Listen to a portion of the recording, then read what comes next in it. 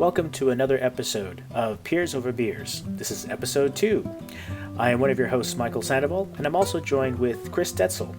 In today's discussion, Chris is going to carry on with his interview from episode 1 about how he brought up the Imperva community. However, along the way, he discovered there are many more things to go off and fix in the business than just creating the community. This is like really fun. So I want to talk to a little bit about going back to our previous one. We had a lot of themes. One was the first theme was around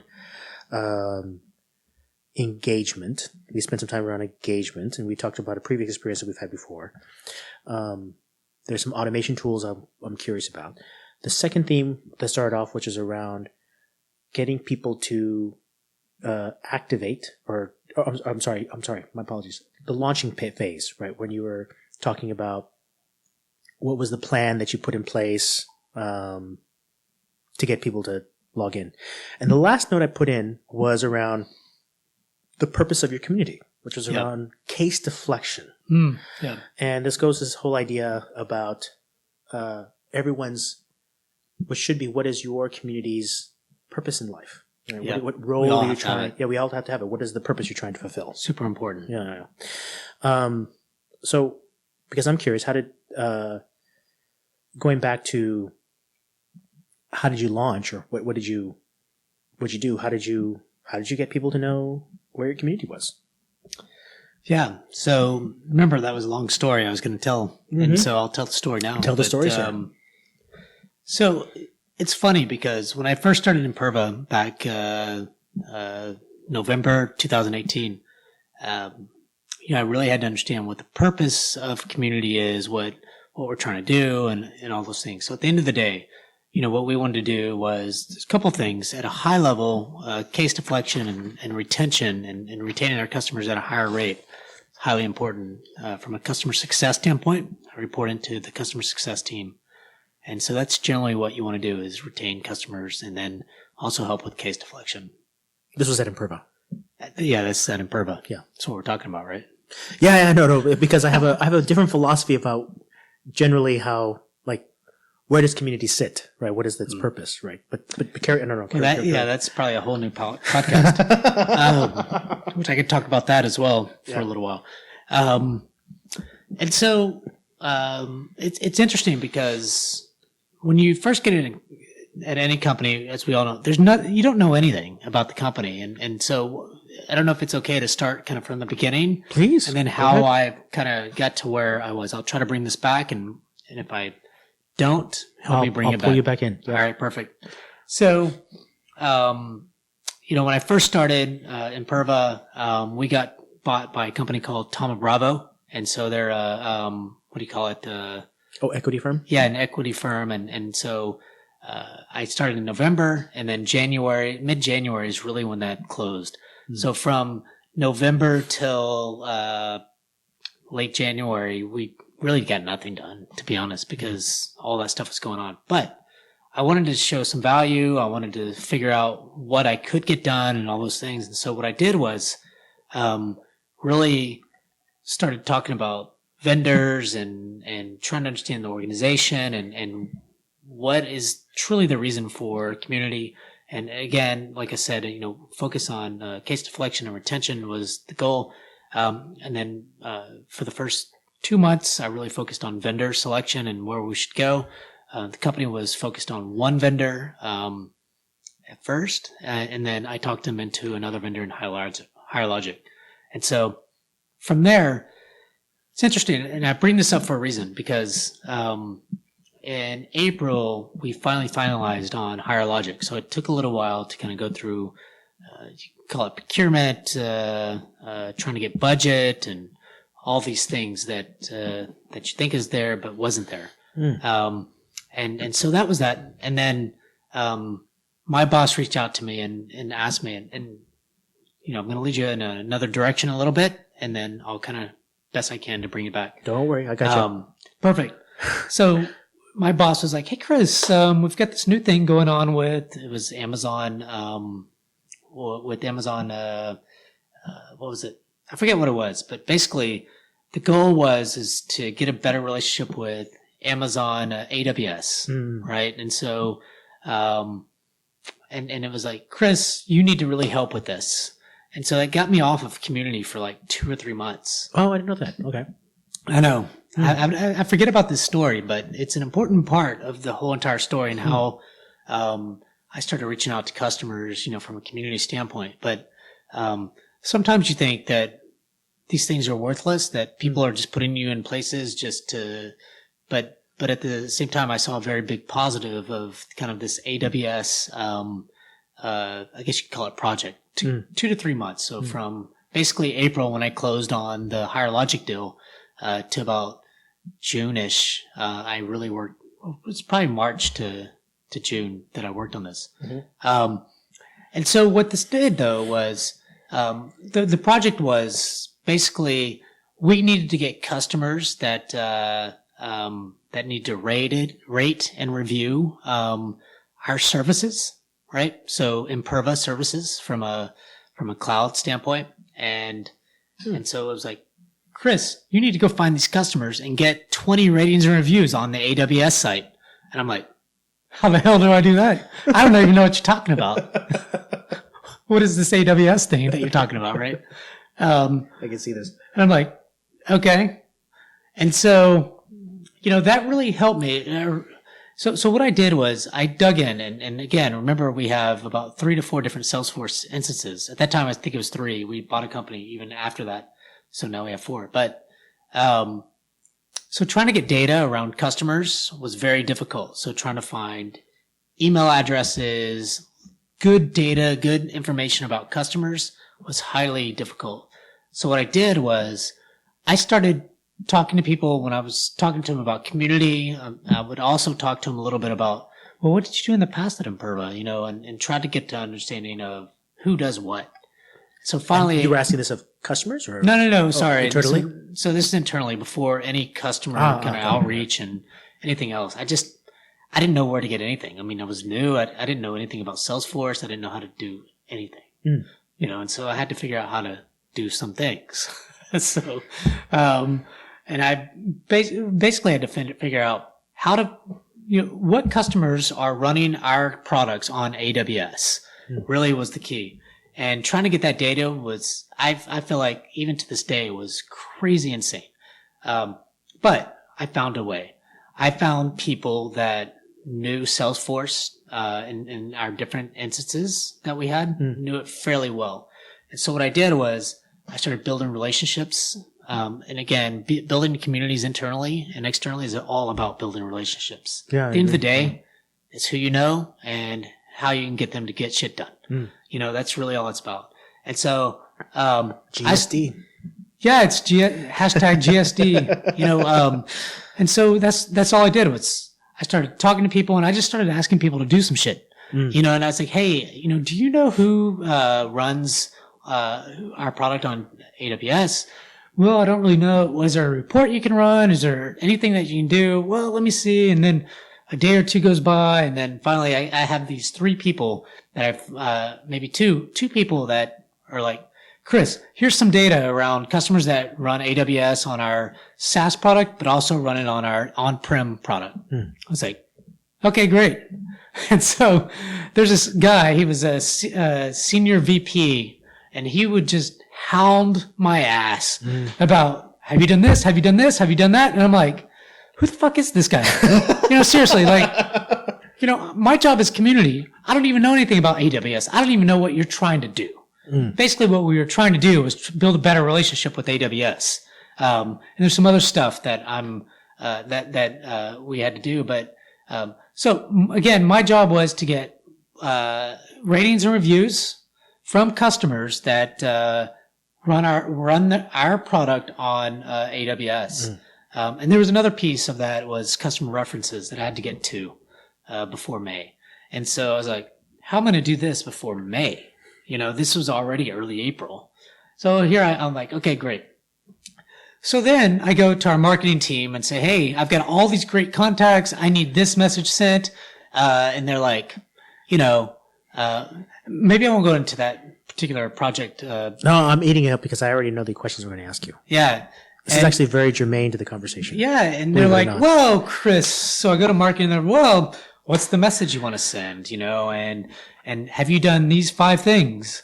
I'm like, what are you talking about? Like, you're marketing. You should be able to send this goddamn email. Yeah. And nuh-uh, mm-mm. So I was like, you know what?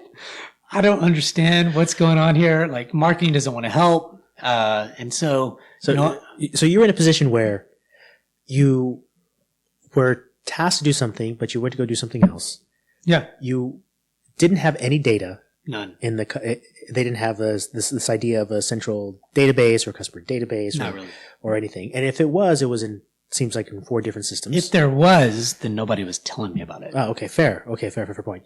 Then once you figured out what you had to go do, you had to get your message out. Yep. And then you had to somehow convince those who are in the work or obviously that they had the ability to get their message out, but they wouldn't understand it or help you. And this is marketing, right? In that regard. Yeah. I mean, marketing is probably one of the hardest, and probably from my other job as well, the hardest team to work with in all of the organization. Right? Yeah. And the reason I'm kind of capturing this is this, like the reason I say I'm eating this up is because unless you're in the marketing organization.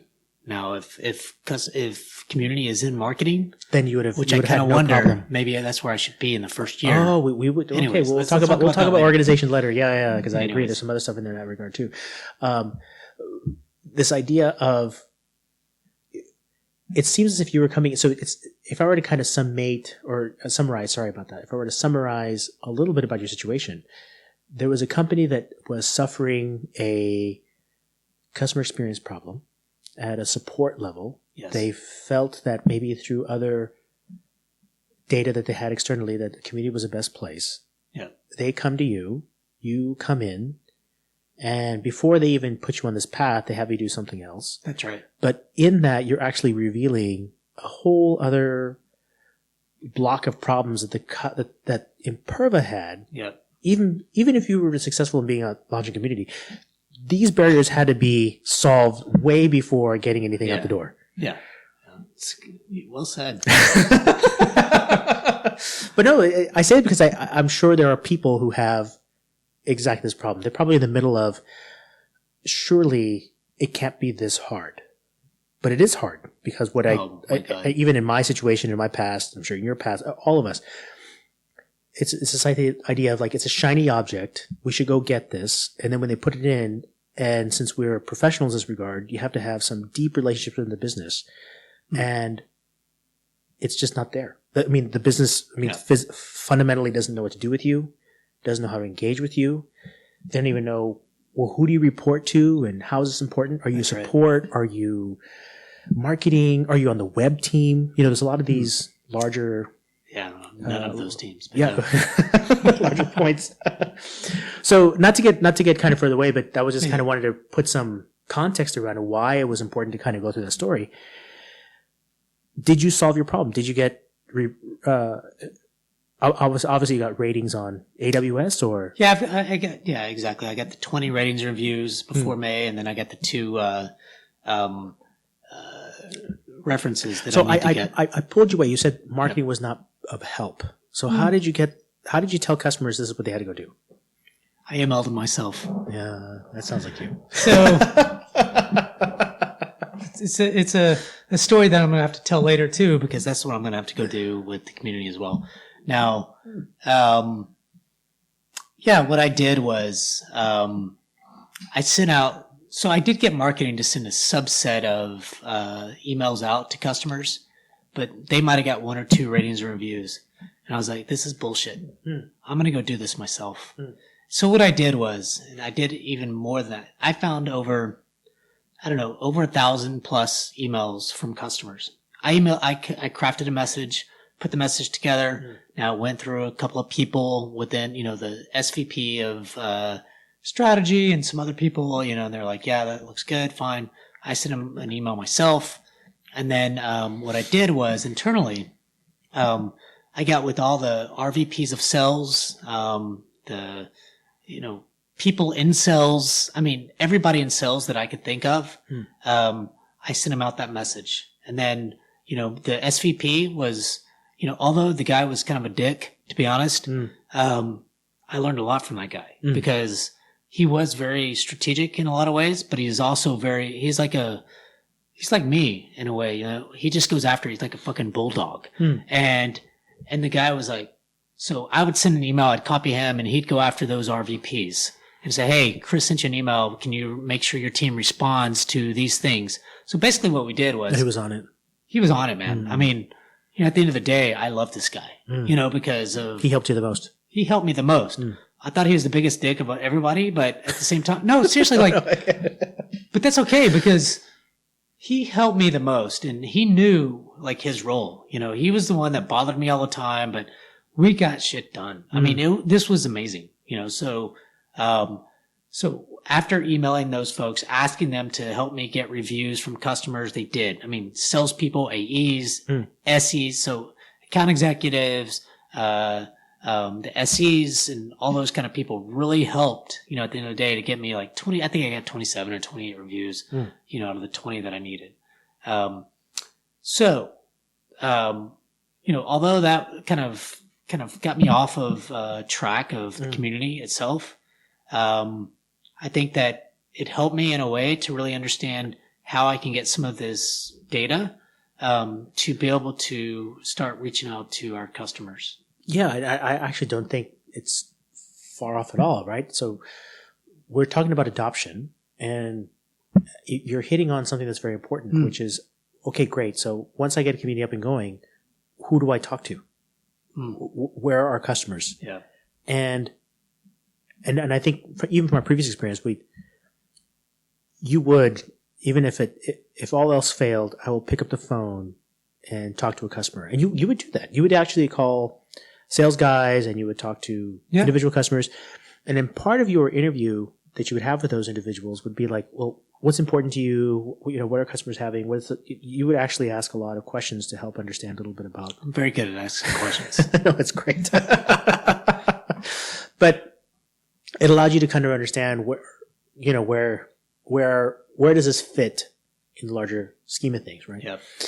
The other piece that's very interesting is, again, it may be slightly off from the idea of community, but I will go back to it, just looking at it from a third-party observer. The company was clearly not in a place to, or is, I don't know if it's not in a place, maybe the wrong term, maybe the right term is, I'll just use that term, is not in the right place to fully be successful with regards to the community piece, right? So they have some internal things they got to go solve. So this is the whole bigger project around the digital transformation. Where are they in that digital transformation piece, right? I agree. And we almost can have a separate conversation about digital transformation and how the community... You might have to lead that one. And how the community plays that piece. The third element that was interesting, again, I'm going back to this idea of data. Customers, knowing the customer, understanding the customer, what do they do, how do you get in contact with them, and the fact that Imperva didn't have anything, right? And you're building that. So my guess, since knowing you for a bit, you almost now became, or have become, the customer advocate in a sense, or at least have enough empirical data to say, I kind of know what customers need. I know what they want. I've talked to many of them. Yeah. More than you have, Mr. Sales Guy or Mr. Marketing Person or Mrs. Marketing Person. Yeah, I mean, yes and no. I think that certainly from those emails that I got, you know, I had a lot of customer responses and people asking for certain support or for different types of support and those kinds of things. So I'm becoming more of the customer advocate as time moves on. That is for sure. And I think that, community helps that in a big way, but it takes time, so I wouldn't say I'm the person that talks to all the customers. I mean, obviously when you look at, our sales engineers, when you look at, even AEs or customer success managers, there's the ones kind of on the phone talking to people on a daily basis. I'm happy, and I have already got on the phone with customers, but I wouldn't say that I'm the voice yet of the customer, but community will, I have no doubt, help be that voice of the customer and in a big way. People will see that. You just wait. Do you think since launch, do you think, things don't happen overnight? Yeah. 3 weeks, dude. Yeah, I know. Rome was not built in a day, Mike. I think you of all people know this. Yes, of course I do. Well, all people know this. Yeah, there's that. Right. We're getting close to the end of our kind of mark here. I do want to kind of summarize a little bit about some points of discussion. I almost did a little bit a while ago, which was everyone has, and there may be people who are listening who may see this in themselves right now. I am in a company that needed to have community, knows that they had to have it, but I am in no way feel I'm in a successful position, place in the organization to do this. It sounds like you had some success at Imperva, and not to put words in your mouth, but it sounds, one thing is, you use this as a hashtag a lot, getting shit done. GSD, right? At the end of the day, it's about Michael sees my posts. Yeah, no, exactly. But no, it's a good thing, right? It's there's some drive on your side, but do you have and I'm not saying that there are folks who are not like that, but there are some tips that you would give somebody, based on your experience so far, about how do I punch through an environment in which people don't understand, are trying to get through this idea of what I'm supposed to be doing. Yeah, I think so. I think that, for me, I'm a pretty driven dude. And so, I just want to get shit done. And the way I do it is, I don't look at titles. I don't look at, where people lie. I don't look at any of that.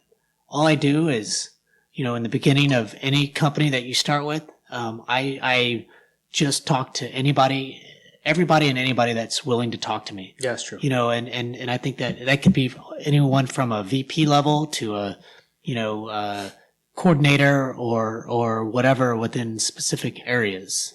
Does that make sense? Because I want to know what they do and how they can help. So being inquisitive.